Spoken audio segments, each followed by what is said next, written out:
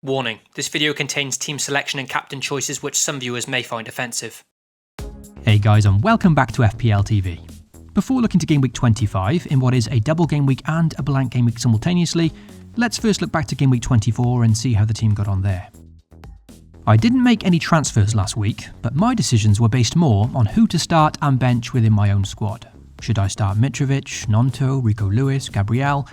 In the end, stressing over those 50-50s ended up being pretty pointless, as Mitrovic missed out through injury anyway, so in came Gnonto automatically, whilst Rico Lewis once again didn't feature at all for Man City. So although I didn't start him over Gabriel in the end, ultimately it wouldn't have mattered anyway. Come the end of the game week, they all either scored 0 or 1 point, so no reward but no punishment either. In that Arsenal game, there were pleasingly returns from both Odegaard and Bukayo Saka however. Saka, a key inclusion on my wildcard in Game Week 22 and continuing to deliver. Very happy to own him now for Arsenal's upcoming run, particularly with another double game week on the horizon. I guess the key moment in my game week though was once again just like last week in the United fixture, as they earned an impressive win against Leicester.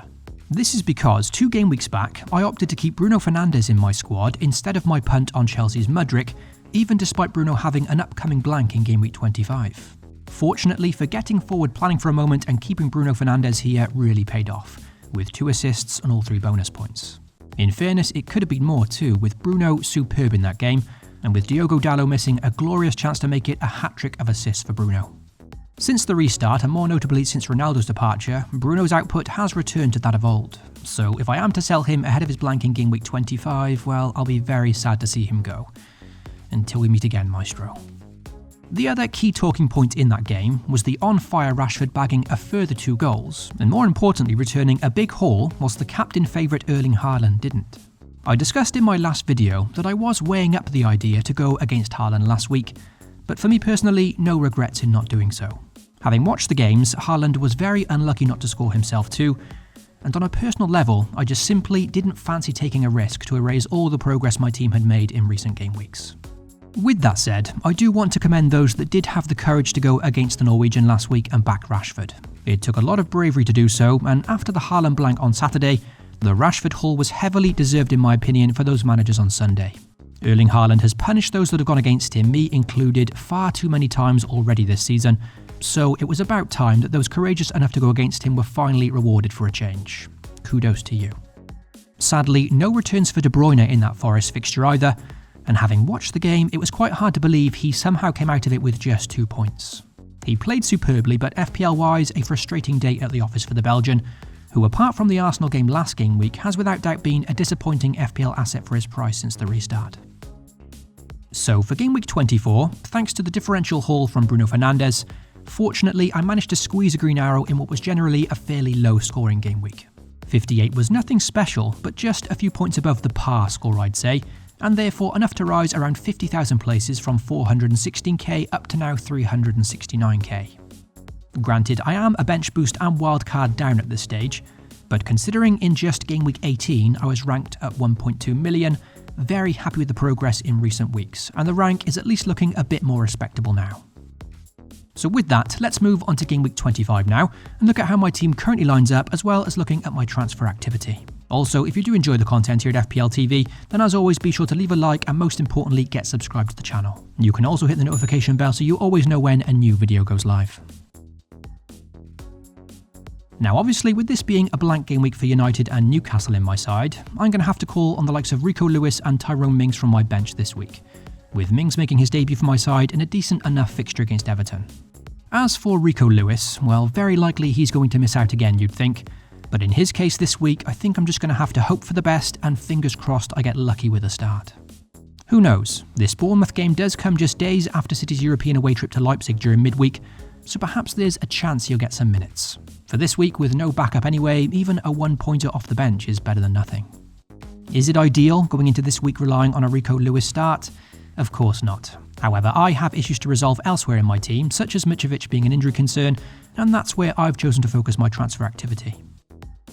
In terms of the double game week for 25, well, I'm already set up nicely with a good Arsenal triple up, who I have no concerns of when it comes to a guarantee on minutes, so happy with that. Barring injury, I'd say Odegaard, Saka and Gabriel are all in with a good chance of playing 180 minutes. 3 other teams will double this week in Everton, Wolves and of course Liverpool. And to be honest, with Arsenal already covered, the only assets that I'm interested in personally this week are those from the Reds, with the real main target for this game week being Mo Salah and Darwin Núñez being probably the second priority.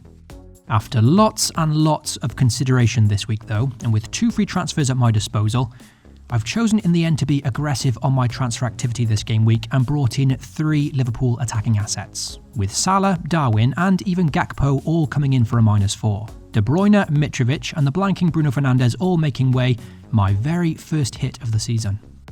This wasn't just blindly jumping on double game week players without reason though, there was certainly thinking behind this decision which I'll now try to explain. Firstly, with Mitrovic very much a doubt for this game week, and with it being a blank and therefore with no backup on my bench, I just felt it too risky to keep him this week. Am I 100% convinced on Darwin for the double? Well, definitely not. But with 2 fixtures against a potential 0 for Mitrovic, it seemed more than worth the upgrade. Longer term, I am going to want Ivan Toney for his double in 27 and 29, but he blanks this week in 25, so in comes Darwin for now instead. If I were to keep Mitrovic and he ends up missing out completely this week, it'd have been a disaster, especially as I've decided now I don't want him longer term anyway. As for Mo Salah, well that one's more self-explanatory I think, as he was my main target for this double. He's got 2 games to De Bruyne's 1, De Bruyne who is still listed as a slight doubt, and the Belgian hasn't been particularly explosive since the restart anyway, so hopefully this move too does gain me more points for the game week. Now of course I don't like selling De Bruyne ahead of Bournemouth, but just like Mitrovic, considering there's no backup this week, I didn't want to chance him missing out completely. I'd also hope that in general, regardless of whether De Bruyne plays or not, Mo Salah can still outscore him in 2 games to 1 anyway. Now we come to Gakpo, and this is the transfer I was least convinced about and certainly the one most questionable. But here's why I've taken the punt on him. Quite simply, to afford the upgrades of KDB and Mitro to Salah and Darwin, I had to downgrade the blanking Fernandes to a midfielder of 7.8 million or less. Now the player I wanted to sign here is Brighton's Mitoma, ready for his double game week in 27 and 29.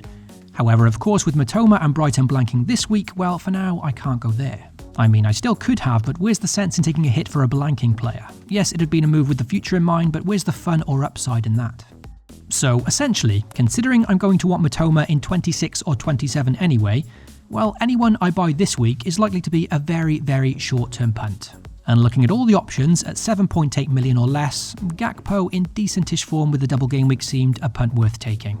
Will he get rotated in one of the games? Well, very likely I'd say, with Jota now coming back to fitness, and I don't particularly rate Gakpo as an FPL asset, but with a decent double as a 1-week punt, I couldn't see many better options.